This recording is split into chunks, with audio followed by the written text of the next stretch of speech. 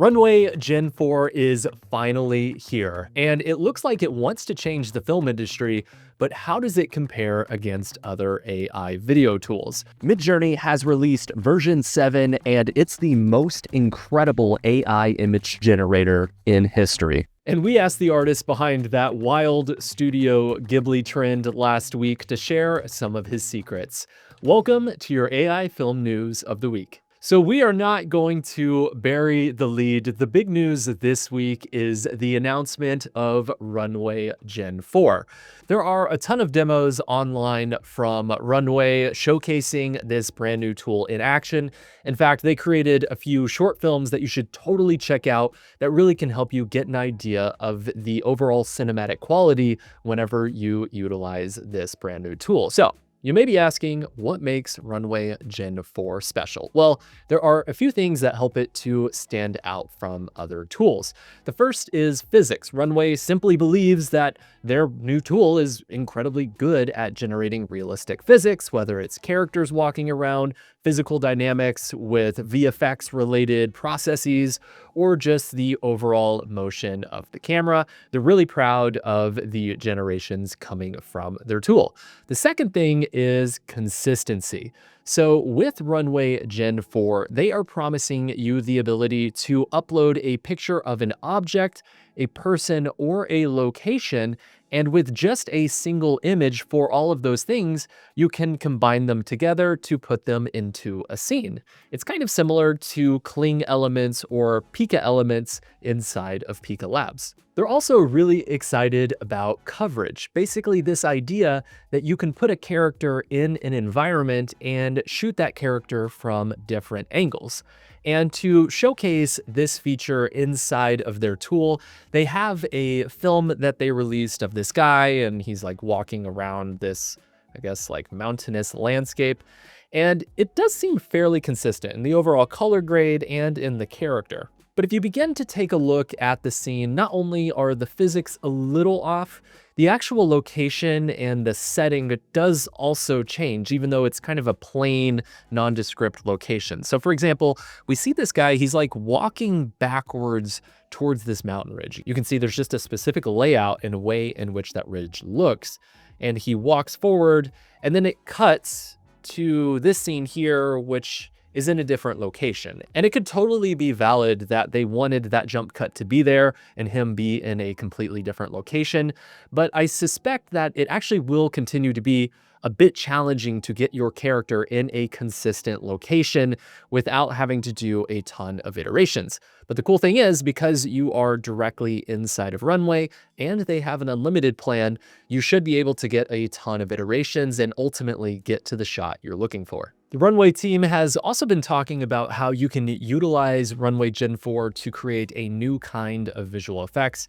And they have this video here where they basically have like a background image, and then they wipe on a character and then a supporting asset, and then they basically animate it, which is pretty cool. I should note that it does seem like they are utilizing some sort of third-party image tool that is not Runway Frames for the final result, because Runway Frames does not allow you to do in-painting at this time. So they more than likely are generating a base image, perhaps it is in frames, and then going in and adding in supporting assets like, the gas can or some of the supporting characters. In this instance, it's the match.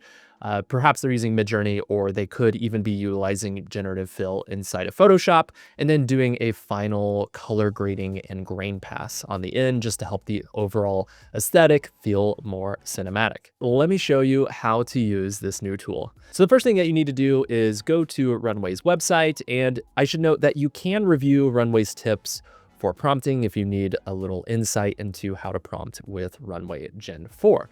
So you will land on their main page and go ahead and click Generate Video. And you can see in the bottom corner, we have Runway Gen 4 already selected. And I should note that you can select the guide text here to pop up a prompting guide that can just help you with some tips and tricks to get better prompts. So let's do our first test here. Let's say I want to upload this picture here of this elephant in New York City, and you heard that correctly. You can upload pictures. It's not just text to video, which is very helpful.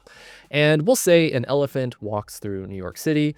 We can change it to 5 or 10 seconds long and go ahead and click generate. So after just a little bit of time, we have our elephant video here, and you can see elephants walking around, and those are some pretty good physics. Like, it really does look like an elephant is walking. Now, is this silver screen quality? Is this indistinguishable from existing visual effects or character workflows? Not exactly. There are some things that are a little wonky. The trunk does kind of warp and change throughout the scene, and there are just some kind of weird things happening with his feet there. But it's a really, really good start, especially with the tail kind of wagging in the background. It really helps to sell the overall scene.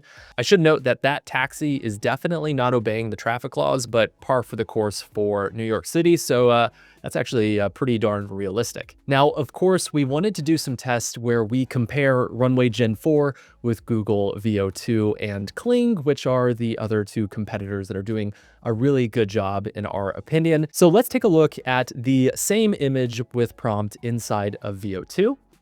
We have this result here, and yeah, the elephant looks pretty good. There's not quite as much movement. It's not quite as dynamic, but I would say the overall elephant does look more stable. And then we have this shot from Kling here. The trunk is just all over the place. The cars just warp in and out. So not a great job from Kling. Next up, we have this video of a man on a subway, and we have this result from Runway Gen 4. And it did a pretty good job. The way he gets up is a little strange, and it didn't understand that camera shake, but not a bad job.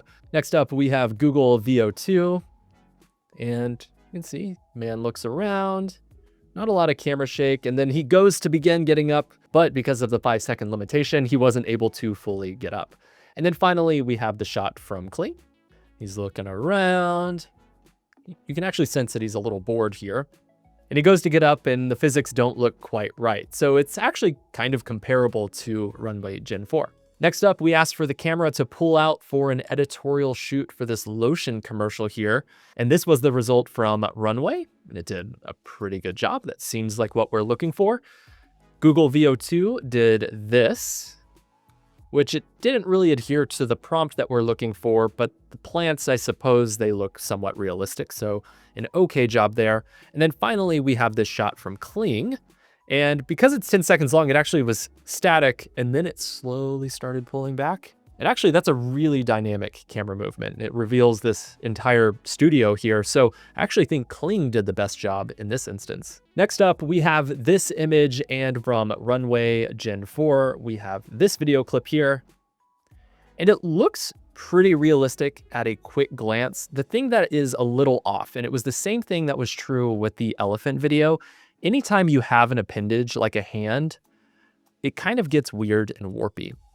So that doesn't look super realistic, and the characters almost look like they were cut out and then placed into the scene. So there is kind of a weird amount of warping there, but at a quick glance, it actually did a pretty good job. Now let's take a look at the same result from Google VO2, and you can see it's actually not a handheld shot. Like, it's just static, so it didn't adhere to the prompt. And then again, the hands are just very, very strange. So not sure what's going on there. And then finally, we have this shot from Kling. Great handheld camera movement. The people are walking, but again, their hands look a little weird.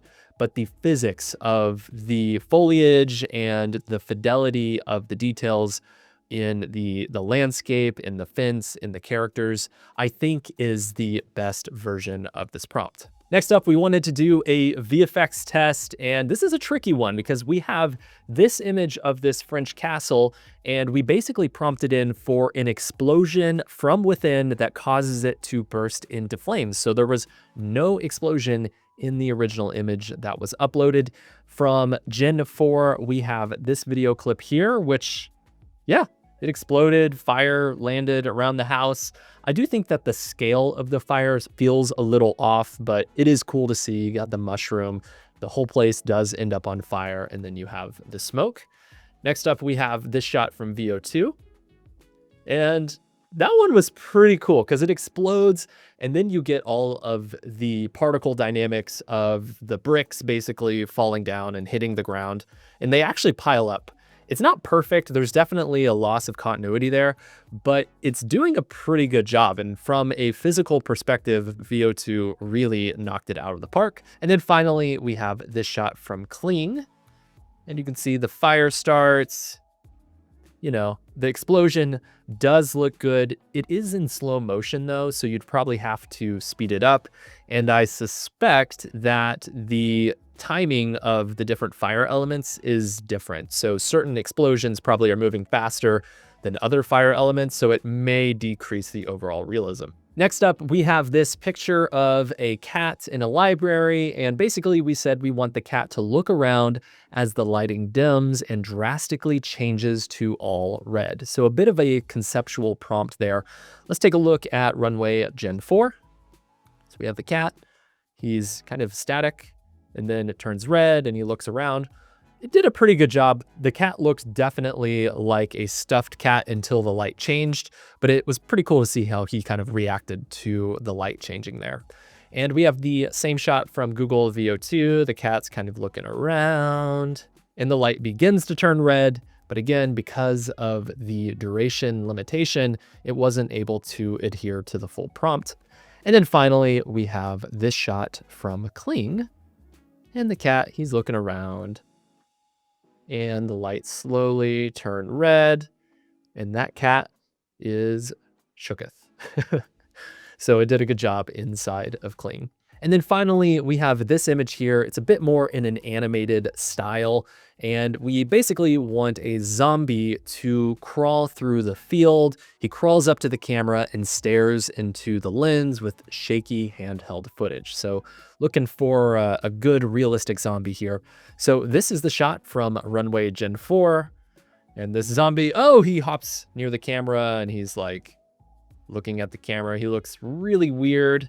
The physics are a little off, but it is really cool how it kind of slowly tracks closer to that zombie. So a pretty decent job from Runway Gen 4. In Google VO2, we have this result, and the zombie basically just appears out of nowhere and walks to the camera. It did good. If you kind of ignore the fact that the zombie just appeared out of nowhere, it actually did an okay job. And then finally, we have this shot from Kling. And again, the zombie appears out of nowhere. But then, you know, he kind of starts walking and looks okay, kind of in the same style and aesthetic of the reference image. So I think it's okay that he looks a bit more like a video game cinematic. So from our quick test, it seems like Kling is still #1 when it comes to physics, followed by Runway and then Google VO2. Now, that being said, in all likelihood, you will probably use all three depending on your shots. If some clips aren't working in one tool, you may want to use another one. However, I feel like this update to Runway is really huge for a number of reasons. The first is Runway has an unlimited plan, and being able to run your prompt inside of Runway and utilize their tools and features is an incredible perk that the other tools don't have. And of course, having the ability to get consistent objects and characters is incredibly important. Unfortunately, we don't currently have the ability to upload those objects or characters inside of Runway Gen 4 just yet. They said it's coming very soon, but as soon as it drops, we will drop a tutorial showing you how to use that feature. Midjourney version 7 is here. It's been a long wait, but it has totally been worth it. Version 7 is more realistic, and it offers some creative direction tools that I think are an absolute game changer. Let's take a look at the update. So to use Midjourney 7, all you have to do is go to the Midjourney website, go ahead and click on the Create tab, because you actually unlock some bonus features by going to this tab, and go ahead and go to the Settings button at the top, and you'll see a drop-down menu here for the version. By default, it will be set to 6.1. Make sure you set it to number 7. Now, you also have the ability to adjust the speed. I'm working in turbo mode, which is the fastest mode. And then I'm also going to select raw, because raw will take on more of your creative direction and ideas. I definitely recommend most people working with raw when they are working on an AI image project. Now, for our image size, I'm going to do 16:9 because we're going for a video aspect ratio. So our prompt is going to be a cinematic still of a man drinking coffee. And as always, I like doing a simple little prompt that's --R to repeat the prompt a few times just to get more images so we have more to work with. I'm going to say 5 after that and go ahead and click enter. So the overall speed of Midjourney version 7 is incredibly fast. It's not quite as fast as 6.1, but you get your images in just a few seconds. And with the repeater code, you can generate images just about as fast as you can look at them. So after a few seconds, we have a few different versions of a man drinking coffee here. And you can see we just have a few different styles that look pretty good. We have this guy here. This shot here looks incredible. There's even some really nice film grain inside of there. And I should note that this is still lower resolution. If you want to upscale this image, you can go ahead and click upscale and it will increase the overall resolution and fidelity of the image. We have this shot here. Again, it looks incredible. Look at the details on his face. The shadowing, the lighting is just very, very dynamic. It did an incredible job. And you can see there's just a ton of different examples here of the quality you're getting from Midjourney. Without a doubt, Midjourney is the best AI image generator for creating realism now. Now, I wanted to do a quick comparison between Midjourney 7 and the old version of Midjourney 6.1. So these top images here are from Midjourney 7. You see there's just some dynamic lighting. It looks really good, really professional color grading, and it looks like it was shot on a very expensive camera. Whereas these shots down here were generated in Midjourney 6.1. Now, they look good, but I would say they veer much closer to more stock photography as opposed to that highly cinematic aesthetic that we're getting inside of Midjourney 7. Now, that's not the only feature that Midjourney released. They also came out with a new draft mode that has huge implications for the future of art direction. Essentially, draft mode allows you to more quickly create images, and you can even use your voice to creatively direct and create a conversational experience when you're working on your images. Let me show you how to use it. So to use draft mode, all you have to do is go to the Create tab and go to Draft Mode. Once you have draft mode selected, there's a little microphone in the top right to activate voice mode. I'm going to do this in real time. It works incredibly quickly. So let's go ahead and click that button. Create a cinematic image of a man drinking coffee in Los Angeles.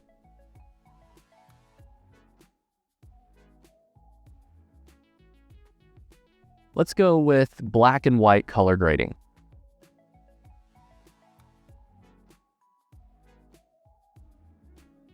Actually, I want teal and orange color grading. Can he be drinking coffee in a cafe that has wooden aesthetics around him?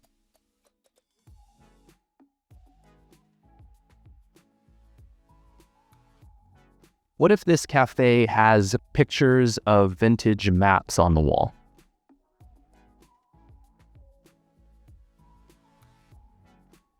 Can the lighting be a bit more naturalistic as opposed to dramatic and shadowy?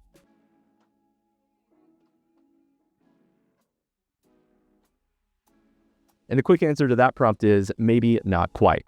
Now, the thing you may notice about draft mode is the quality is just simply not as good as the normal version of Midjourney 7.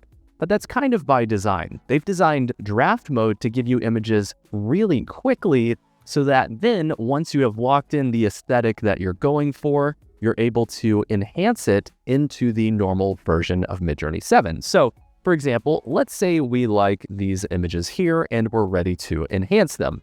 Well, in order to do that, all you have to do is go to the Enhance button. Okay, cool. Let's take a look at a few of these images here. You see these have just a lot more fidelity here. They look really good. It has a lot more of the direction that I was looking for, the teal and orange color grading, vintage maps in Los Angeles. Got the little palm tree back there. So it did a pretty good job. I think you'll always want to go in and add in your own prompts, but the AI system gives you a great jumping off point. So let's rapid fire take a look at a few different examples here. I prompted for a 3D animated chihuahua walking around Los Angeles. That looks like frame from a high-end animated project, so good job there. We prompted for a 2D animated drawing of a monkey holding a book that says story time, and it actually nailed the text. It's not perfect at text. In fact, I think some other tools might be a little better at generating text at this time, but I'm actually pretty impressed with the results. We asked for a black and white film shot of a man drinking coffee, heavy film grain, and it did a really good job. And then finally, we said an editorial high fashion photo shoot of a woman wearing a green dress in a sci-fi city. So as you can see, the quality of the images that you get from Midjourney are really incredible. However, there are a few limitations. The first is you don't have the ability to do character reference with Midjourney 7 just yet. The team at Midjourney said that they're releasing more features in the next 60 days. I imagine that will be one of those features. I should also note that whenever you decide to work with any of the additional tools, whether you are trying to upscale your image or you want to go in and edit the image to do some inpainting or modifications by hand to the final image, it will actually revert to Midjourney 6.1, which, to be fully honest, is an incredible image model and totally worth using.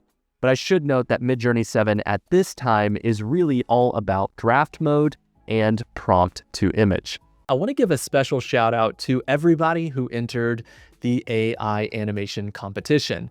We hosted this competition in partnership with Promise Studios and Luma Labs, and we had over 700 submissions to scrub through.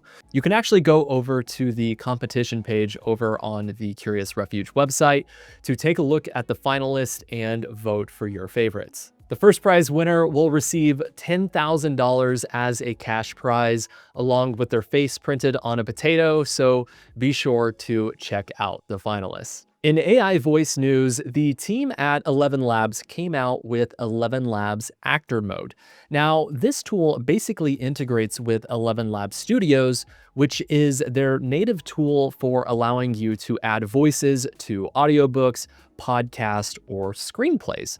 And the cool thing about this tool is you have the ability to either upload audio or use your own voice to read certain lines, and then it will convert your voice into a different style. Now, we've already had the ability to do that inside of Elevenlabs up to this point using speech-to-speech, but this tool natively integrates inside of Elevenlabs Studios so that you can basically work on a project and customize the voice as you go. Let me show you what I mean.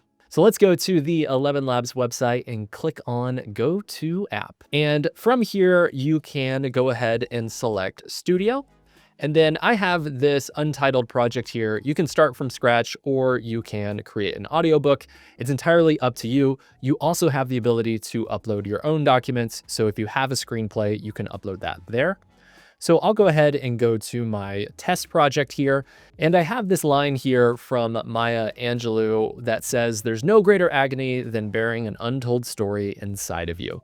And typically the way this would work is you would select the line, go find your voice. And in our case, we're going to use this Maya voice here. And let's go ahead and play back this line so you can get an idea of what the native voice sounds like. There is no greater agony than bearing an untold story inside you.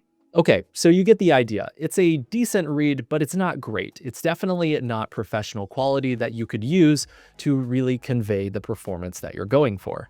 The cool thing is, with this brand new feature, all you have to do is select the line that you want to re-record, click on the microphone, and now you can either drag in the audio that you want to convert, or you can record the audio directly inside of the platform. So let me go ahead and do a performance on my own and change my voice. There is no greater agony than bearing an untold story inside of you. Okay, not the best performance ever, but you get the idea. So when you're ready to generate, go ahead and click the generate button.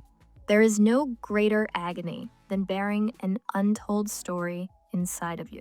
Okay, so there you go. So you now have the ability to either work with voice actors or get a rough scratch track that more closely resembles the performance that you're going for. In image generation news, there was a brand new update inside of Gigapixel. So the new update is 8.3 and it introduces a new high-res image restoration tool called Recover version 2. The team at Topaz is saying that this tool is actually 100 times better than Stable Diffusion 2.1 for doing the exact same workflow. Let me show you how to use it. So I went to the Library of Congress website and downloaded this Civil War image, and you can see that the resolution is pretty small and the face is a little fuzzy because it seems like the scanner focused more on the frame rather than the actual subject inside of the photograph. So utilizing this brand new tool from Gigapixel, we can restore the face and scale up the overall image to allow us to utilize it inside of, let's say, a documentary project. To restore this photo, all we have to do is select it and bring it directly inside of Gigapixel. And at the bottom, you'll see there's this recover button. Go ahead and select it, and we have version 2 selected. You can dial in the detail slider to whatever you need. More is going to create more fine details. Less is going to add in less noise and ultimately be a little more true to the original image that was uploaded. I think the 50% setting is usually best. And then you also have the ability to turn on face recovery, which is helpful if there is a face inside of your image. Now, before you hit render, you also have an upscale button at the top. You can choose to upscale your image to any size you want. For our case, we're going to do ×4 and go ahead and click export image. Now, this new feature can be intense on your machine, so I should note you do have the ability to utilize cloud rendering if you wanted to, but you do have to pay for those credits. So here is the final result of the image, and you can see there's just much more detail. So the cool thing is it actually still has the scratches from the original photograph, but it went in and added in more resolution and detail to the edges so that we can utilize this inside of a documentary project, but it will still feel and look authentic to the original asset. Going back to AI video generators, the team at Luma came out with a few new camera motion concepts inside of Luma Ray 2. So to utilize camera motions inside of Luma, all you have to do is click on the Try Now button over on the Dream Machine website, and you see we have Ray 2 camera motion. Let's go ahead and click Try Now. So I have this original image of this buffalo here, and we will go ahead and select the image upload button here, and I'll go ahead and bring in our photo. And for this one, I'm not gonna type in a prompt, but I will go to our camera controls, and we will go in and let's select orbit right, and go ahead and click generate. So here is the camera orbiting right, and I would like to see a little more life in the actual buffalo, but the parallaxing with the plants in the foreground and the tail in the background helps to sell the overall realism. We have a few other examples here. So we have roll left with this woman in the field, and yeah, it's doing a roll. We have a pixelated floating Minecraft-inspired island here, and we said crane up, and it did a pretty good job. We have a pedestal up of an old medieval castle, and yeah, not too bad. We have a dolly zoom of this woman in a museum, and it did a pretty good job. I'd like to see a little more life in her face, but the actual physics of the foreground and background do look pretty darn good. And then finally, we have a handheld camera of this soldier as they run around, and yes, it's very handheld. So handheld that I can't really tell what's happening, but honestly, that's kind of on par with a lot of action movies. I think having the ability to control cameras inside of tools like Luma really illustrate that a lot of these AI video tools are really pressing into the ability for creators to have more fine-tuned controls over the output. It's slowly changing from a slot machine to a tool that you can creatively direct in specific ways. In advertising news, we came across a story that was very interesting. The team at H&M has actually said that they are going to utilize AI models for their photography on their website. Now, of course, AI advertising is not a new concept. This has been around for a while now. Case in point, you can check out our AI advertising course at Curious Refuge. The thing that makes this unique, though, is the fact that H&M is training the model on specific real-life people, but then compensating them every time they utilize them inside of a project. And the cool thing is the real-life people own the rights to their model, so they could hypothetically take it to competitors of H&M if they wanted to. Unless you were living under a digital rock this last week, you probably came across the Studio Ghibli memes popping up online. Basically, the team at OpenAI released Image Generation 4.0, which allowed people to upload images and then define a style, and then you could basically export an image. And naturally, people started gravitating towards changing their images into the style of Studio Ghibli. Well, the adoption actually happened so quickly that it kind of fried the GPUs at OpenAI. Now, one of the people behind the viral Studio Ghibli trend is PJ Ace, who is a friend of Curious Refuge and a creative guy that is totally worth following online. He created a fan edit of what if Lord of the Rings was in the style of Studio Ghibli, and he created a pretty interesting breakdown over on his X account. Now, I reached out to him to ask him a little bit about his workflow, and he said basically he took screenshots from the original trailer, inputted it into ChatGPT, and then asked it to be in the style of Studio Ghibli. He then took that image and then animated it inside of Kling and Luma, and then recut with the original trailer audio. Now, one pro tip that he was able to share is the fact that whenever you are working with Kling, it often has the character talk whenever you don't want them to be talking. And no matter how many times you prompt for listening or no talking, they still will continue to talk. So to get around this limitation, he actually utilized Luma and prompted for the character leans in listening. But all of that being said, there's still limitations in utilizing Kling and Luma for larger action scenes. And speaking of fake movie trailers, there was a really interesting story this last week where Hollywood studios basically are coming out and asking YouTube to demonetize channels that have fake film trailers. The thing that's really interesting though is these studios are not asking for those trailers to be removed from YouTube.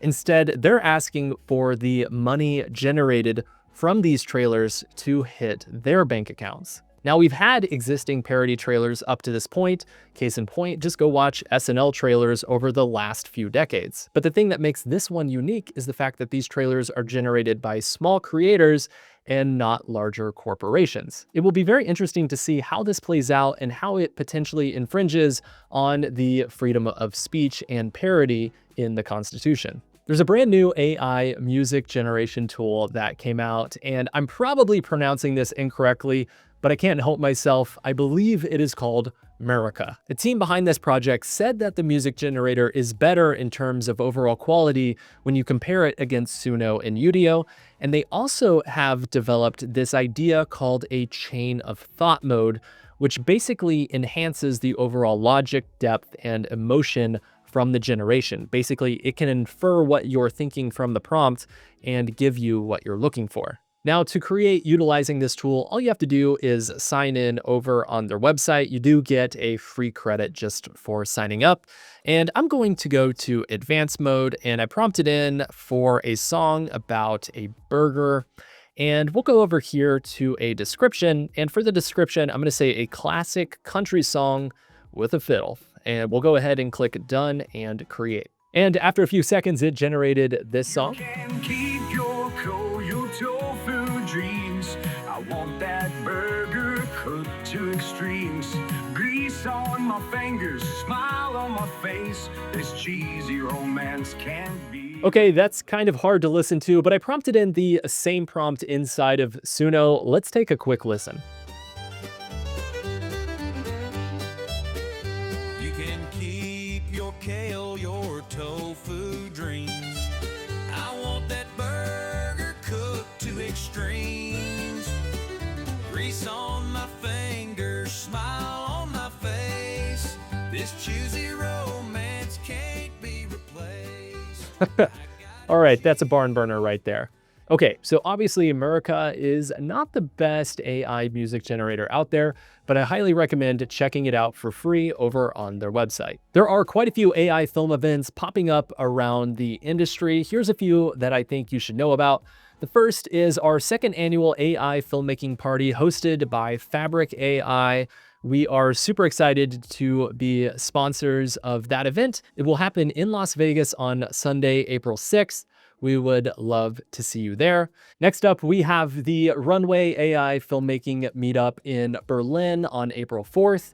We have the Curious Refuge Palm Beach meetup on April 7th, and a Curious Refuge AI filmmaking meetup in New York City on April 13th. And that brings us to our AI films of the week. The first film that I want to shout out is called Paper Jam by MickMumpitz, who is an incredible AI creator on YouTube. I highly recommend checking it out. The project is really interesting, and he breaks down the actual workflow over on his channel. But you see, there's consistent characters, there's a lot of emotion, and it's a good hybrid project between hand animating keyframes and utilizing AI as a render engine. I also have to give a shout out to PJAs for putting together that Lord of the Rings anime concept. I think as a fan parody film trailer concept, it's incredibly interesting. So thank you for putting together that project. Thank you so much for watching this episode of AI Film News. If you want to get AI film news sent directly to your inbox, be sure to subscribe over on the Curious Refuge website. And of course, if you want to learn how to use AI to create films, advertisements, animations, and more, be sure to check out our AI courses at Curious Refuge. We train artists at every major studio, and we would love to have you inside of the program. Thank you so much. Be sure to like and subscribe if you want more tutorials and news here on YouTube. We'll see you next time.